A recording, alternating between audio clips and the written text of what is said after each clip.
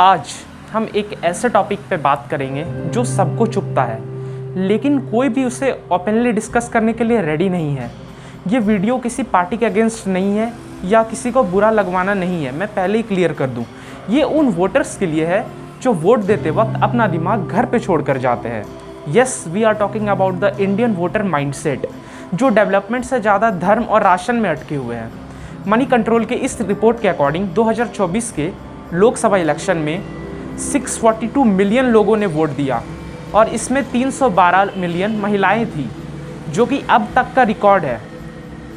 इस बात से तो ये क्लियर है कि वोट पावर तो बढ़ रहा है, लेकिन सोच जो है वो हमारी पुरानी वाली ही है।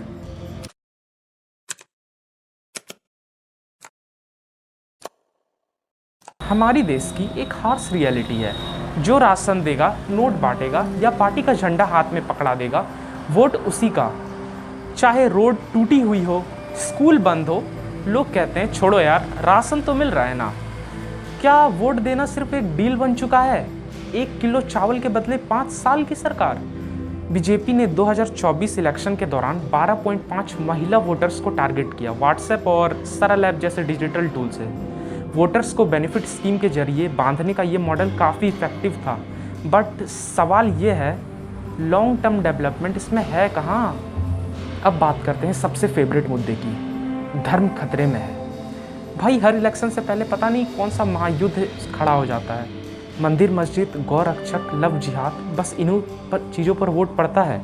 ना हेल्थ केयर का जिक्र होता है, ना एजुकेशन का।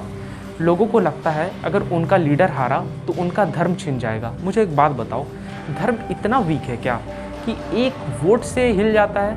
CSDS लोकनीति के 2024 में ये क्लियर था, आम आदमी में जो असली इश्यूज़ की वजह थे वो बेरोजगारी थी और दूसरा महंगाई थी। 71% ने बताया दाम बढ़ गया है चीज़ों का और 62% ने कहा नौकरी मिलना और मुश्किल हो गया है। लेकिन नेता और मीडिया ने इन बातों को साइड में रखा, पूरा फोकस बस एक बात पर, और वो क्या था? धर्म खतरे में है। न्यूज़ चैनल्स पे डिबेट में ना जॉब्स थी, ना एजुकेशन, बस मंदिर, मस्जिद और आइडेंटिटी चल रहा था। और अगर आपको लगता है मैं ये गलत बोल रहा हूँ या फिर मीडिया को कई बार तो ये चीज़ करने में अच्छा भी नहीं लगता है, वो फ्रस्ट्रेट हो जाते हैं, फिर भी उन्हें ये जानबूझकर करना पड़ता है मजबूरी में। आपको मैं एक क्लिप दिखाता हूँ, उससे आप खुद समझ जाओगे। अरे मेरी नौकरी पर आ गए भाई साहब, मेरी नौकरी पूरी तरीके से सेफ है। आप अपनी राजनीति की चिंता कर लीजिए। वो राजनीति जिसके चक्कर में आप लोगों ने देश को कहां पहुंचा दिया सर। बड़ी शर्मिंदगी हमें होती है जब इस तरीके से स्टूडियो में खड़े होकर हमको हिंदू मुस्लिम वाली डिबेट करनी पड़ती है ना सर। तो एक हिंदुस्तानी नागरिक के नाते सर मुझे तो बहुत तकलीफ होती है। मैं ऑन रिकॉर्ड इस बात को कह रही हूँ सर। मुझे लगता है कि कहां पर आप लोगों ने अपनी राजनीति के स्तर को पहुंचा दिया है कि हमको न्यूज में यहाँ पर खड़े होकर इस तरीके से हिंदू मुस्लिम करना पड़ता है। देश के नागरिक को नागरिक आप लोगों ने नहीं रहने दिया सर। हर किसी की पहचान आपने हिंदू में, मुसलमान में, ब्राह्मण में, दलित में, पिछड़े में, इसी में बांट के रख दिया सर। कोई हिंदुस्तानी आप लोगों ने इस देश में रहने नहीं दिया। बड़े अफसोस के साथ सर, सॉरी टू से। मुझे पता है आप लोगों को बहुत तकलीफ हो रही होगी, बहुत मिर्च लगी होगी आपको मेरी ये बात सुनकर, लेकिन ये हकीकत है। भले ही रोड खराब हो, ट्रैफिक में घंटों हो, पॉल्यूशन, स्मोक जितना खराब है, लेकिन वोटर क्या बोलेगा? अरे भाई, सब जगह ऐसा ही है, क्या फ़र्क पड़ता है?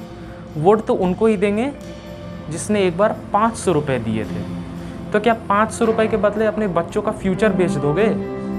इंडियन वोटर सिर्फ वोट नहीं देता है, वो अपने लीडर का अंधभक्त बन जाता है। कोई उस पार्टी के अगेंस्ट में बोल दे तो उनका ईगो हर्ट हो जाता है। हमारे नेता के खिलाफ बोलेगा, साले तू एंटी नेशनल है, ऐसी ऐसी बात कहते हैं। सोशल मीडिया पे गालियाँ, अनफॉलो और इवन कभी कभी तो मारपीट भी हो जाती है। अरे भाई, वोट दिया है, भगवान नहीं बनाया है, ये बात उनको समझनी पड़ेगी। और आजकल तो देश का हर एक वोटर व्हाट्सएप यूनिवर्सिटी का ग्रेजुएट है। फेक न्यूज़, एडिटेड वीडियोस, अंधविश्वास, सब कुछ है उनके पास। लॉजिक, प्रूफ और रिसर्च क्या है? भाई, मेरे अंकल ने भेजा है व्हाट्सएप पे, सच ही होगा।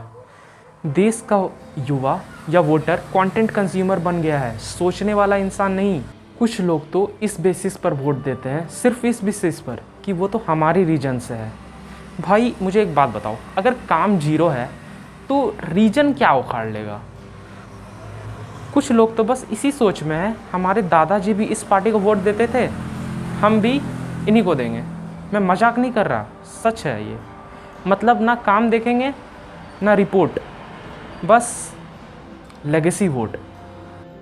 इंडियन वोटर्स तब सुधरेंगे जब वोट देने से पहले ये सोचे, क्या मेरा एरिया सेफ है, क्या मेरे बच्चे की पढ़ाई सही से हो रही है, या क्या हॉस्पिटल में ट्रीटमेंट मिल रहा है सही से, क्या रोड पे चलना इजी है। जब तक लोग सिर्फ मंदिर बन गया, राशन मिल गया, नेता हमारे कास्ट का है सोच के वोट देंगे, तब तक डेवलपमेंट के नाम पे सिर्फ जुमले मिलेंगे। 2024 के इलेक्शन में जेनजी वोटर्स ने सबसे ज़्यादा कंसर्न दिखाया था रोजगार, एजुकेशन और कम्युनल हार्मनी को लेके। पर प्रॉब्लम यह है, उनकी आवाज़ दब जाती है स्लोगन्स के शोर में।